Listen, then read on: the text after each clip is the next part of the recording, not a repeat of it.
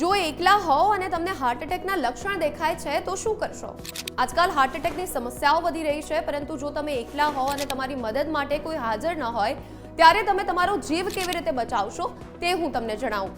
Heart એટેકમાં તમને છાતીમાં ભારેપણું, શરીર જકડાઈ જવું, છાતીમાં દબાણ કાં તો દુખાવો થવો અને ધબકારામાં સમસ્યા થવી જેવા લક્ષણો દેખાય છે. અને જો તમે એકલા હો તો લક્ષણો દેખાતાની સાથે જ તમારી આજુબાજુથી કોઈની મદદ માંગી લો, એમ્બ્યુલન્સને કોલ કરો અને આ સાથે જ જો તમારું બ્લડ પ્રેશર સામાન્ય હોય તો એસ્પિરિનની ગોળી જીભ નીચે રાખો. એસ્પિરિનની ગોળીથી લોહીની ગાંઠ બનવાનું અટકી જશે. પરંતુ જો બ્લડ પ્રેશર લો થઈ ગયું છે તો એસ્પિરિનની ગોળી ન લેતા આ સાથે જ હાર્ટ એટેકના લક્ષણો સમયે ધીમે ધીમે ઊંડા શ્વાસ લેવાનું રાખો, જેથી તમારા શરીરના દરેક કોષોને ઓક્સિજન મળી રહે. આ સાથે જ જો છાતીમાં દુખાવો થઈ રહ્યો છે તો જોરથી ખાંસી ખાઓ.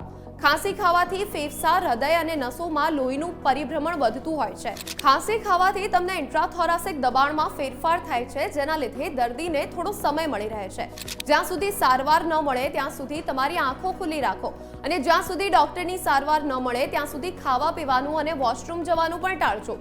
આ માહિતીને તમારા ફેમિલી અને ફ્રેન્ડ્સને મોકલી દેજો, જેથી તેઓ પણ હાર્ટ એટેકથી બચી શકે.